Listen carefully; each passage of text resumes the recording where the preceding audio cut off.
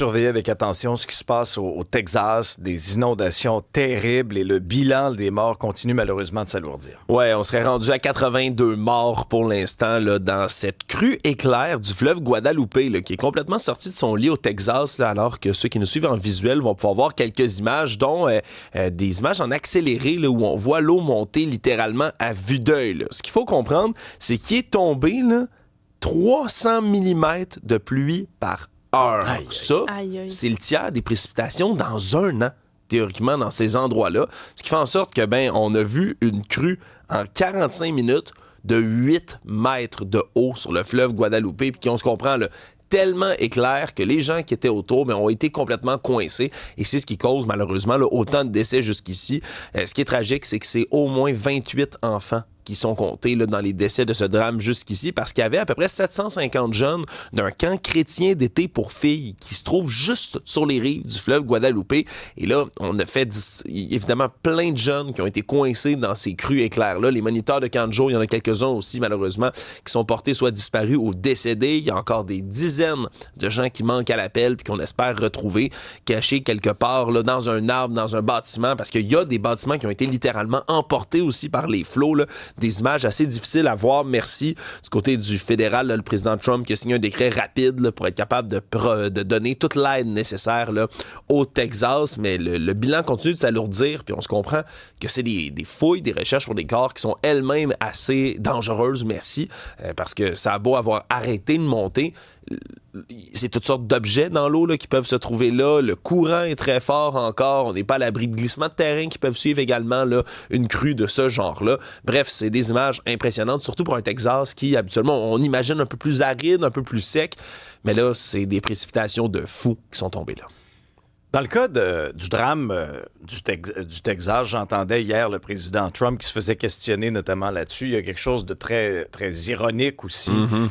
Lorsque c'est celui-même là, qui commençait à définancer ce qu'on appelle le FEMA, là, cette organisation qu'il déploie d'ailleurs en toute urgence là-bas. Et quand il était questionné par les journalistes là-dessus, sur avez-vous encore l'intention de sabrer dans les budgets de FEMA?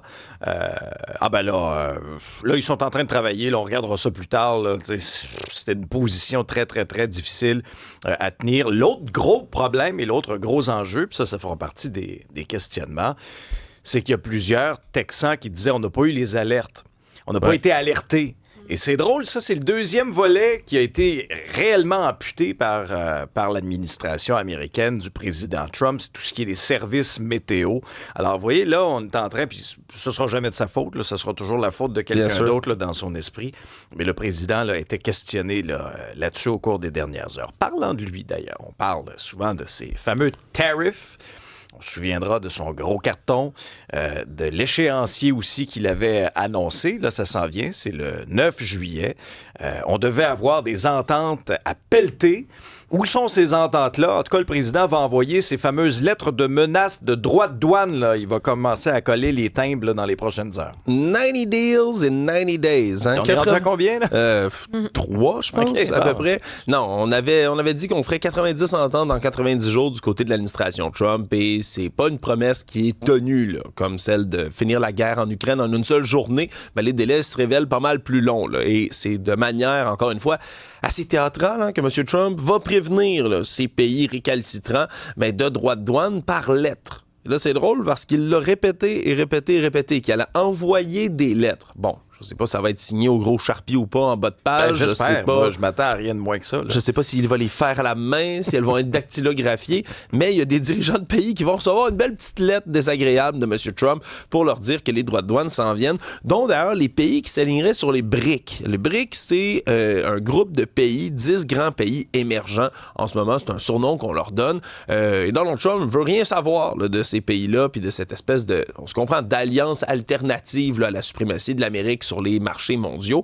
Et là, parler d'un tarif supplémentaire de 10% qui sacrerait sur à peu près tout le monde qui déciderait de s'aligner avec les pays du BRIC. Et là, on parle là, vers midi aujourd'hui des lettres qui seront envoyées. Bon, Si tu parles à la poste, si c'est électronique, je ne sais pas, mais des lettres. Et là, on va ouvrir ça un peu partout et voir quel pays se retrouve encore dans la ligne de mire là, de Donald Trump et des États-Unis. C'est un dossier à suivre. On va voir ce qui va se passer parce que jusqu'ici, Trump a toujours reculé. Taco, Trump always chickens out, comme ils disent en anglais, c'est détracteur. Est-ce que ça va être encore une fois une occasion pour lui de reculer? À voir. Ouais, et le bon Howard Lutnick, là, qui est toujours aux côtés de Trump avec ses cheveux bien lichés, là, qui disait encore hier, oui, là, ces tarifs-là vont s'appliquer à partir du 1er août. Bon, oui, ça va se passer. Alors, bien hâte de voir aussi la suite des choses. On s'aperçoit que dans ces négociations commerciales, il y a eu beaucoup de bluffs, là. T'sais, beaucoup de je bombe le torse, j'essaie de vous faire plier les genoux. Est-ce que c'est réellement ça qui va arriver? Regardons, un des exemples, c'est le Canada. Là. Ben oui.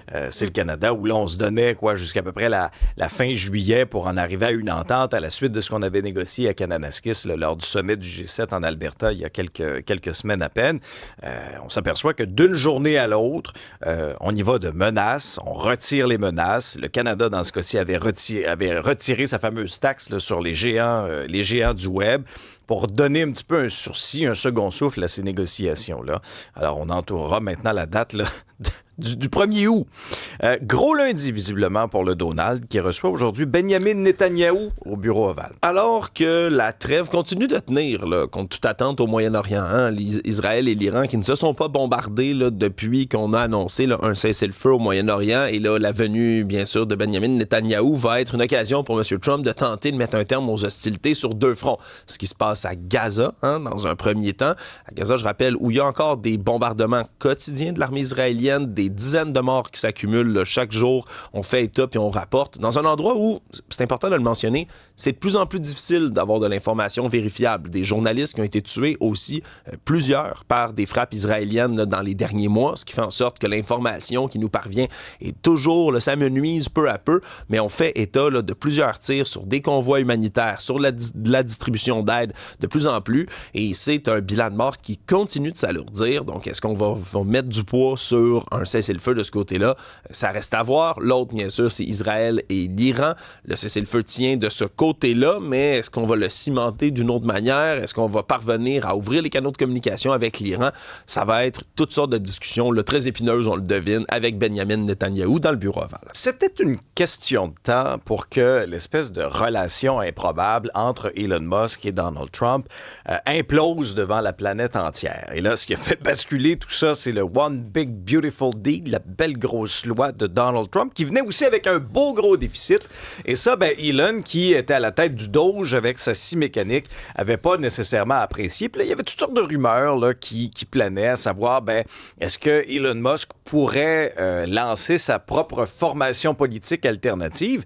Eh bien, ça a été fait. Oui, c'est chose faite depuis samedi. Le Parti de l'Amérique, America Party, qui est lancé par Elon Musk. Bon, on dit lancé, il l'a lancé comme sur les réseaux sociaux. Là, reste à voir, y a-tu un logo, y a-tu une bannière, c'est lui le chef. Il y a toutes sortes de détails, là, évidemment, là, qui vont être à suivre pour le Parti de l'Amérique. Mais c'était une promesse que Elon Musk avait fait en réaction justement au Big Beautiful Bill, en disant que si cette loi-là passait, lui serait forcé, entre gros guillemets, de lancer son propre parti politique. Évidemment, tout ça venait avec un sondage sur X, hein, des données absolument certifiables, vérifiables. Bref, hein, tous les sondages que M. Musk met sur X ou presque sont tellement suivi par ses propres suivants que ça finit toujours par voter du bord qu'il veut, mais a fini par fonder tout ça. Le président Donald Trump, hier, qui a qualifié ça d'une décision complètement ridicule en disant que d'avoir un troisième parti, ça a toujours ajouté à la confusion, que les démocrates sont ridicules, mais que deux partis, c'était quand même la bonne chose à faire. Il a dit, en tout cas, ça me dérange pas, il peut s'amuser autant qu'il veut avec ça, mais c'est complètement ridicule. Certain que les initiatives de troisième parti aux États-Unis ont rarement eu du succès, quoique cette fois-ci, on a quelqu'un qui a énormément de moyens financiers pour lancer tout ça. Est-ce que ça pourrait fonctionner? Ça reste à voir. Mais quand même, il y a beaucoup de gens aussi du côté de la bourse, du côté des entreprises de M. Musk, hein, qui vont, on se comprend, rouler des yeux puis commencer à stresser. On lui avait demandé de se retirer de la politique du mois de mai. C'est ce qu'il avait fait pour se concentrer sur ses entreprises, pour arrêter de faire baisser l'action de Tesla, pour arrêter de faire baisser l'action de SpaceX. Et là, qu'est-ce qu'il fait? Complètement à l'envers, décide de lancer un parti politique. Il y a des investisseurs qui vont se fâcher, c'est certain. J'ai hâte de voir à l'ouverture de la bourse à quoi ça va ressembler les actions du milliardaire. Parlant d'investisseurs qui vont se fâcher, il y a beaucoup de gens qui ont perdu une fortune dans Lion Électrique. Ben, la presse nous apprend ce matin que Lion Électrique a été racheté vraiment pour une bouchée de pain. Ouais, jusqu'ici, c'était complètement gardé secret, cette entente de rachat là, qui avait été faite par un groupe qui est formé, entre autres, de Vincent Chiara, qui est le président fondateur là, du groupe MAC, l'entrepreneur Pierre Wilkie, Claude Boivin également, un financier, qui ont acheté là, tous ensemble là, la compagnie Lion Électrique, ou du moins ce qui en reste, pour 6 millions de dollars. C'est ce qu'on apprend. 6 millions. Là, dans les prochaines minutes, je vais vous parler de fournitures de bureaux pour l'État québécois qui coûtent moins cher, pas mal plus cher que ça, là. Des fauteuils, des divans pour plus cher que ce qu'on a acheté Lion Électrique.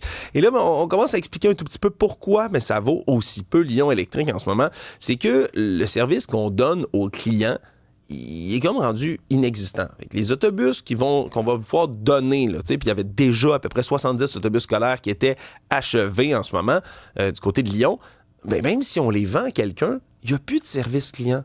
Si des pièces brisent, si vous avez un pépin quelconque avec votre autobus, qui va vous aider? Ça va au garage du coin, tu fais quoi avec ton... Mais c'est une situation, moi, j'en connais un exemple très concret. Oui. Le voisin de ma maison d'enfance à Boucherville a un autobus Lion Électrique que lui conduit pour un collège de la région. Il fait ça, le projet de retraite, il aime ça le fait faire des activités. Et là, il m'expliquait que son autobus, brise constamment. Il me parle de pépins techniques presque quotidiens avec un autobus Lion Électrique. Il dit, après ça, nous, il a fallu qu'on trouve dans la commission scolaire, dans le centre de service scolaire, un ancien de Lion Électrique qui vient comme bénévolement nous aider avec les morceaux pour nous dire qu'est-ce qu'on devrait acheter, qu'est-ce qu'on devrait mettre, où, quand, comment. Non, il dit que c'est un aria là, d'aller essayer de réparer son autobus. C'est complètement fou. Donc, c'est pour ça, entre autres, là, on explique que l'action de Lion, la valeur de la compagnie vaudrait là, pas plus que ça, 6 millions de dollars. Faut croire qu'on a dégringolé pas mal du moment où ça valait, là, je rappelle, en bourse, à un moment donné, 4,7 milliards de dollars en juin 2021 de valeur boursière. C'est vraiment un écrasement spectaculaire du côté de Lion Électrique. Et parmi les créanciers de l'entreprise, je rappelle, tout le monde au Québec, les contribuables québécois, pas mal tout le monde perd au change là-dedans. Là, je suis rassuré ce matin d'apprendre que les employés de l'État sont bien assis sur des fauteuils confortables et que nos pompiers ont des bonnes lunettes aussi pour aller à l'extérieur. Oui, on aurait pu leur acheter Lion Électrique en cadeau de Noël aussi, ça a de l'air, parce que c'est 39,2 millions de dollars qui vont être dépensés par Québec là, pour asseoir nos fonctionnaires. On parle de fauteuils administratifs. Là. C'est à peu près 13 millions de dollars par année qui va être dépensé là, pour aller, au cours des 3 prochaines années, donner ces fameux fauteuils administratifs. Bon, c'est quoi la différence entre une chaise et un fauteuil? Moi, est-ce que je suis assis présentement sur un fauteuil administratif ou sur une chaise? Toi, tu es sur un siège... Un siège éjectable? J'adore ça. Mon équipe a une grande confiance en moi. Non, c'est... je sais pas, un siège mi-confort. Ça, je suis très confortable écoute, sur ce siège-là. Dans tous les cas, c'est pas précisé. On se comprend qu'est-ce que ce jargon administratif-là veut dire, mais c'est des sièges qu'on va donner à peu près à tout le monde. C'est tough de comparer aussi cette valeur-là avec celle des dernières années parce qu'on les comptabilisait pas de la même manière dans le système informatique. Donc, on pouvait pas avoir accès à ces données-là plus précisément, mais on peut, par exemple, aller faire un petit comparatif avec ce qui est dépensé, là, par exemple, là, autour des lingettes désinfectantes. Hein? Oui. Ça, on a un budget. Essentiel pour Alex ça me parle beaucoup aussi. J'ai un gros budget de lingettes désinfectantes. Bon, ben écoute, pour les 5 prochaines années, 48,3 millions de dollars de lingettes désinfectantes. Juste pour des lingettes? Ben, Alex en aurait pour toujours. toujours. Parce qu'en 2022, le problème, c'est que le contrat qu'on avait précédemment, c'était 9,9 millions de dollars. Ah, mais l'inflation, tu sais. C'est l'inflation. 160% d'augmentation. Est-ce que les lingettes désinfectantes dans les marchés ont augmenté tant que ça? C'est quelque chose qui reste à voir. Bref, on peut pas savoir si les fauteuils ont fait de l'inflation également de ce côté-là, mais sachez que ça peut coûter encore plus cher, cette facture-là, parce qu'il y a des budgets qui existent pour des employés qui auraient des besoins particuliers de manière ergonomique, donc ça se pourrait qu'on dépense encore plus. Les lunettes? Des belles lunettes. Ça, c'est où? C'est à Laval, ça? On est à Laval, des lunettes de soleil, 78 000 $ pour des lunettes de soleil, 405 paires de lunettes. Par contre, attention, on dit que ces lunettes Oakley, on les a achetées à rabais parce qu'habituellement, c'est 268 $ la paire. Là, on parle de 193 $ là, qui a été acheté pour cette belle... C'est un deal, comme dirait M. Trump. Et on dit que c'est pour le service de sécurité incendie de Laval. Bon, on parle de protection pour les yeux, protection accrue contre les rayons UV, pour tout ce qui est intervention interventions extérieures, par exemple, sauvetage nautique, sauvetage sur de la glace, des endroits où, comme ça, sur l'eau, il y a une réverbération des rayons solaires qui vont directement dans les yeux. Bon, est-ce que c'est en dessous de la moyenne, en haut de la moyenne de ce qu'on dépense? Sachez que la Ville de Québec, eux, pour 4 ans, pour leurs pompiers, ça a coûté 207 000 $ aussi en lunettes de protection. Donc, est-ce que c'est une dépense qui est légitime? À vous de décider, mais reste qu'on comptabilise tous ces chiffres-là ici. Mais mettons, dans la vie de tous les jours, ils n'en ont pas des lunettes soleil, ça ferait pas le travail, ça? Faut que l'employeur fournisse des lunettes soleil également? Non, mais là, ils sont en rabais. Moi, j'ai des lunettes. Moi, prendre. présentement, j'ai des lunettes pour faire mon travail. Je vais juste vous dire ça. J'aimerais juste le souligner, si possible. Très, très belles lunettes. Hein, t'essaies-tu d'avoir une commande? C'est toi qui les as payées. De ma poche. De ta poche. Ah oui, voilà. non, moi, Même chose pour moi. Moi aussi, j'ai des lunettes depuis Toi plusieurs aussi, années. t'es as-tu payé? C'est moi qui les ai Tu les payées. as payées? Ah, toi, t'as pas de lunettes? Personne n'a payé mon opération laser. Je dis ça de même, là. Ça aurait pu arriver.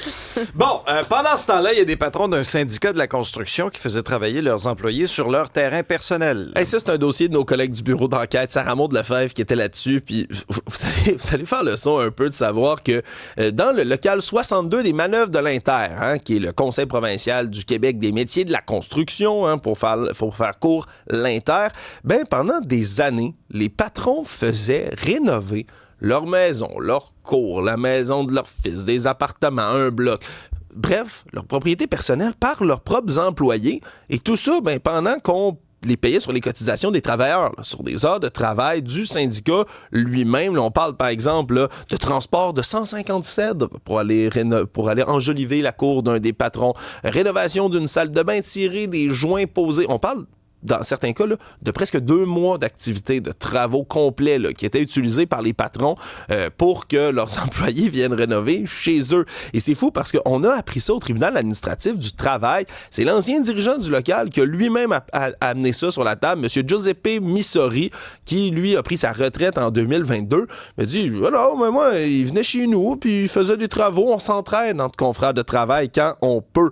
Et c'est que, ben, finalement, non, on n'est pas supposé faire ça. C'est des révélations tellement troublantes que ça a déclenché une enquête interne là, immédiate là, du côté du local 62 lorsqu'ils en ont été informés. Mais c'était vraiment là, des pratiques assez inquiétante, merci. On écrivait, par exemple, là, dans les rapports journaliers, faisait changer ce qui était écrit. Eux écrivaient rénovation chez le patron. Puis là, il fallait changer ça immédiatement partout pour pas que ça paraisse. On a reculé également le kilométrage de Ford F-150 qu'on voulait retourner porter au concessionnaire. Non.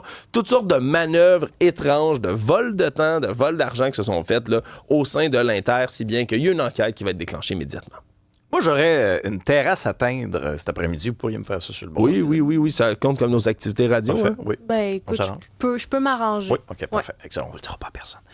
Il y a juste plusieurs personnes qui nous écoutent présentement. On est dans le temps, gang. On est dans nous autres. Montre-nous et parle-nous de ces automobilistes qui sont restés coincés par des poteaux électriques qui ont été déracinés. Ça s'est produit à Lévis. Oui, je rappelle qu'il y avait une alerte là, orage violent là, sur une grande partie du Québec hier. Et là, pendant ces alertes-là, ça a pris tout son sens du côté de Lévis. Vers 17h, là, on peut voir les images, ceux qui nous suivent en visuel, des automobilistes qui se sont retrouvés coincés entre des poteaux électriques là, qui ont été déracinés littéralement là, sur la rue Taniata et qui sont tombés sur la route. Et là, le problème, c'est que quand vous êtes entouré de fils électriques comme ça qui sont toujours actifs, vous êtes mieux de pas sortir de votre véhicule. Et c'est ce qui fait que on a pris quand même pas mal de temps. Là. Les pompiers sont arrivés sur place, ont attendu l'arrivée d'Hydro-Québec. Et là, eux ont délesté les lignes électriques dans le coin pour qu'enfin on puisse aller sortir les automobilistes qui sont restés coincés là, un peu plus d'1 heure là, sur la route entourée de câbles électrifiés. Ça fait peur, mais heureusement, plus de peur que de mal dans ce dossier-là, puisque personne n'a été blessé. Bon, heureusement. Marianne, un avantage qui permettait aux conseillers municipaux de mettre la main sur des laissez-passer pour le Festival d'été de Québec, qui fait vraiment pas l'unanimité. Je vais faire un petit retour dans le temps parce que jusqu'à l'été 2021, les élus de la Ville de Québec recevaient des billets gratuits pour assister au spectacle du Festival d'été. Et quand l'administration Marchand a été élue, on a mis fin à cette pratique-là qui était jugée non conforme aux règles éthiques. Et là, cette année, le FEC a proposé aux élus, les élus qui le souhaitaient, d'avoir un code pour donner accès à une vente de billets invendus. Donc ça assure la possibilité aux élus d'acheter un laissez-passer pour l'admission générale au tarif courant. Il faut noter que les conseillers qui profitent de ce code-là achètent les billets à leurs frais, mais il faut savoir que cette vente-là, c'est pas accessible à tout le monde. Pour pouvoir participer à cette vente-là, les citoyens doivent s'inscrire et par la suite pour faire des achats seulement s'ils sont sélectionnés. C'est une pige aléatoire parmi ces citoyens-là, mais bon, les élus, eux, ont pu avoir un code et on apprend ce matin qu'il y a 3 élus de Québec Fort et Fier, donc l'équipe du maire, qui ont demandé ce code. Mais par contre, quand on a posé au cabinet des questions, on n'était pas en mesure de confirmer s'ils ont utilisé ce dit code. De son côté, le FEC, lui, invoque que ça permet aux élus de découvrir des événements qu'ils appuient pour mieux comprendre la portée, pour mieux comprendre les retombées concrètes de leurs décisions et que ça se fait dans le plein respect des règles d'éthique qui encadrent leurs fonctions. Et là, on a l'opposition qui a fait coucou. On a demandé un avis aux avocats de la Ville. On a répondu en citant les articles du Code d'éthique qui pourraient s'appliquer à la situation décrite. On ne s'est pas prononcé sur la conformité ou non du geste. L'article dont on fait mention décrète qu'un élu peut pas accepter un avantage qui peut influencer son jugement. Il y a une conseillère du parti de l'opposition Québec d'abord, Véronique Dallaire, qui, elle, estime que c'est bel et bien un avantage dont bénéficient les élus. C'est pourquoi il n'y a personne de Québec d'abord qui a réclamé le code. Elle considère que le cabinet aurait dû faire des vérifications avant de faire l'offre. Selon elle, c'est vraiment un manque de diligence. On omet de demander un avis juridique également sur l'aspect éthique de la question. Et là, le cabinet du maire Marchand, lui, a dit qu'à notre arrivée, tous les élus recevaient des passes VIP gratuitement pendant la durée du festival et que depuis qu'ils sont en poste, ils ont mis fin à cette pratique-là. On a demandé du côté du journal des avis d'experts puis qu'il faut le dire, ont des avis quand même assez divergents là, avec l'aspect d'éthique de recevoir un privilège comme celui-ci. Selon Michel Séguin, qui est professeur à l'UQAM et expert en gestion des risques éthiques, le privilège offert peut, j'ouvre les guillemets, peut biaiser le jugement futur d'un élu, mais même s'il ne le biaise pas, ça peut amener une personne raisonnable à penser que ce jugement est biaisé à cause de ce cadeau-là. Et d'un autre côté, on a Danielle Pilette, professeure associée de gestion municipale à l'UQAM, puis qui, elle, ne croit pas que c'est un avantage exclusif parce que, souligne-t-elle, d'autres catégories de personnes reçoivent sans doute un code. Donc, ça fait beaucoup réagir dans la classe politique. Est-ce que oui ou non, c'est un enjeu d'éthique? Est-ce que oui ou non, ça vient jouer dans la balance?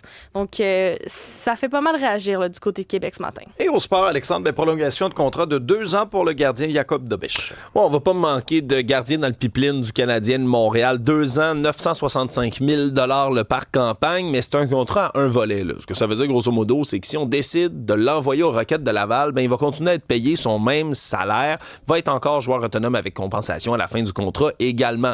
Donc, lui va être l'auxiliaire partant, semble-t-il, de Samuel Montembeault, mais on a embauché 1er juillet dernier, je rappelle, Kaapo Kähkönen, réserviste, vétéran de 28 ans, qui a joué au-dessus de 140 parties là, dans la Ligue nationale de hockey, qui lui aussi là, pourrait se révéler une option attirante là, pour la prochaine année. Si jamais Jakub Dobeš poursuit mal ou moins bien son développement, on pourrait donc l'envoyer à Laval, avoir Kaapo Kähkönen comme réserviste pour Samuel Montembeault, parce que c'est juste 16 matchs que Jakub Dobeš a disputé à date dans la Ligue nationale de hockey avec le Canadien de Montréal. Ça peut paraître un peu plus. Lui qui avait eu un départ marquant, je le rappelle, 28 décembre dernier, blanchissage à sa première partie dans la Ligue contre les champions en titre de la Coupe Stanley. Ensuite, gagne ses 4 départs suivants, donc était invaincu au bout de quelques parties.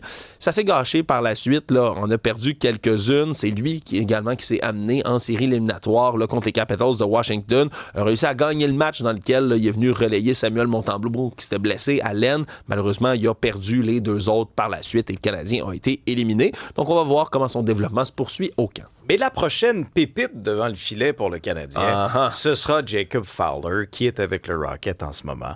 Mais il faut lui donner le temps quand même là, de bien se développer. Alors, c'est correct d'avoir là, des plans B, des auxiliaires quand même de qualité là, pour Samuel Montembeault.